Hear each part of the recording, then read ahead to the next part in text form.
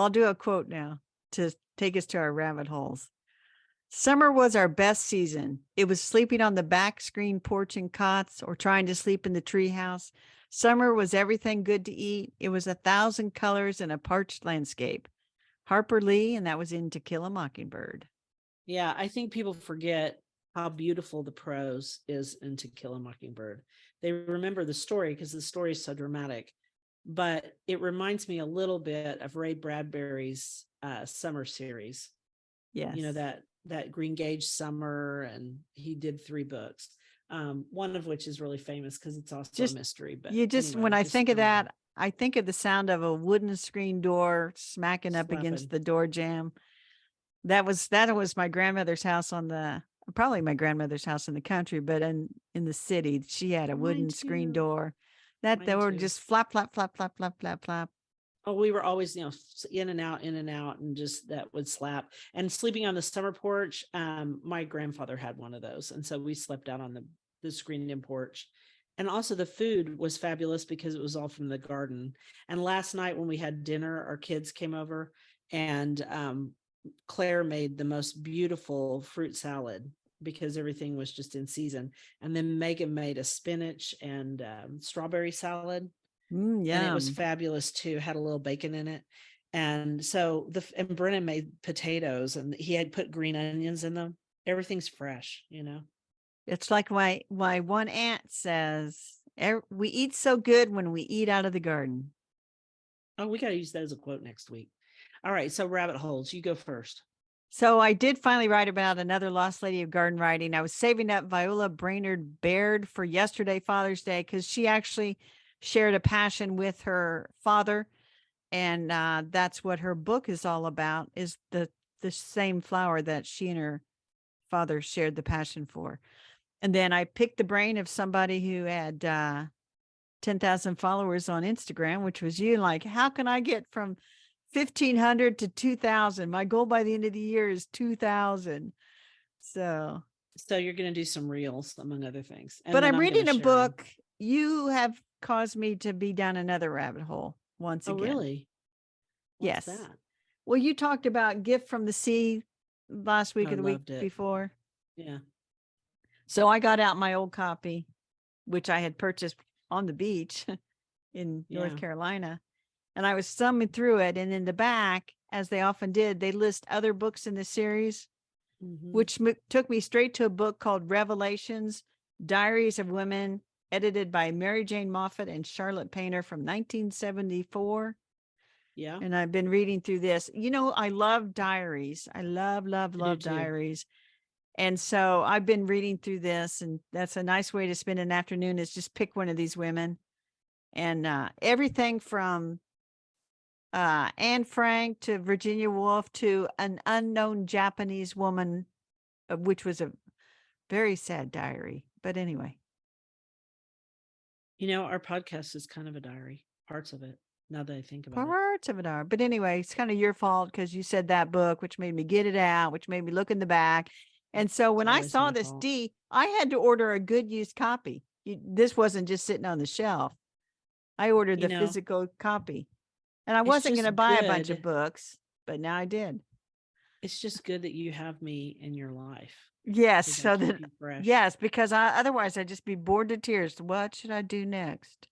I don't believe that part. So my rabbit hole this week was my own garden. I worked out there almost every day, and it's daylily season. I've mentioned like 3 times. And also the rain has made my garden a jungle, and people keep saying, oh, there's still drought in Oklahoma. And I'm like, not in this little section of Oklahoma. We got so much rain, but I began taking it back. So I've been pulling out, this is the easiest time of the year to get rid of gold sturm because it sends up those shoots of flowers. And so I'm being really picky about where it gets to stay. And I've been going in and just yanking it out. Now it's stubborn, but when it sends up that flower, it's like it diverts its energy just for a moment. Yeah. And I yank it right out.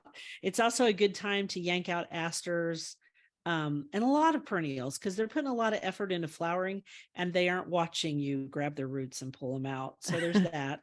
And then I just have enjoyed every moment of bird song and wonder, and the lavender is blooming, and it, so many white line sphinx moths. And if I sprayed stuff, I wouldn't have that. So that was my Well, rabbit hole. and we've gotten to enjoy them on your Instagram reels. That was fun. Yeah, that was really fun. Can't believe the moths this year. So what are you going to do next week? So I'm going to keep weeding. There's some areas I just have to like make a pass through and get them kind of cleaned up. It's sort of like the last of the spring and into the summer because the summer solstice is coming up in a few days. I can't believe it, but yes, it is. Yeah. So there's a couple of shrubs I need to trim back or they will be forever too big, like a flowering quince. And there's a couple lilacs. I like to have that done by the 4th of July because those set their flower buds later in the summer and I don't want to cut off flowers for next year. So, Right. and then, I got peas to pick and I've got some more lettuce to pull out. So I'll plant a few more rows of green beans. So, it's kind of hitting that summer stride. It is. So I think I will fertilize my tomatoes. I have a few on the vine, but they aren't blooming like I like, and it's not a temperature issue. I think, all the rain has just washed out some of the fertility in those pots. And so I think they might need a little boost. So I'm going to put some organic fertilizer on them. Very And good. then I'm also still waiting through those blasted asters, but I've got one left, and it's a willow aster. Do not plant willow aster, people. It is rude.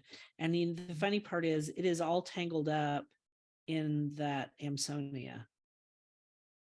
You're just going to So have to take the whole mess out. yeah, and it's a huge area. So I'm not going to do it all right now. But I am going to cut everyone back so that they're at a normal level. So other things, and I'm going to pull them away from all the other plants. That's my goal this week. And mulch and water and Good weed the goals. garden and thin the seedlings. Those are my goals. So I'll Are you probably sure? be Are out you there every done? day. Are you done? Are we ever done, Carol? Are we No. ever done? No. We want to thank you for listening to the Gardenangelists. I hope you've hit that subscribe button so you don't miss a single episode. We publish every week on Wednesdays at 12 a.m. Eastern Time. And this week will be the summer solstice. If you listen to Apple Podcasts, we'd love a 5-star review. That helps us get noticed by others. Could you also share our podcast with your friends? Word of mouth is still the best way to get the word out there. And be sure and check out our show notes for links for more information about today's topics, plus links to our own websites. And subscribe to our Substack newsletter, The Gardenangelists at Substack.com, also linked to in our show notes. If you do, you'll get a link to listen to the podcast a day early.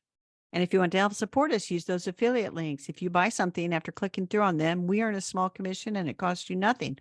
Or you can set up a monthly subscription through Buzzsprout or make a one-time donation through PayPal. Thank you to those who have done so. Right. We want to thank everyone who has. It was lovely to chat with all of you over the garden gate. Bye until next week. Bye, everybody.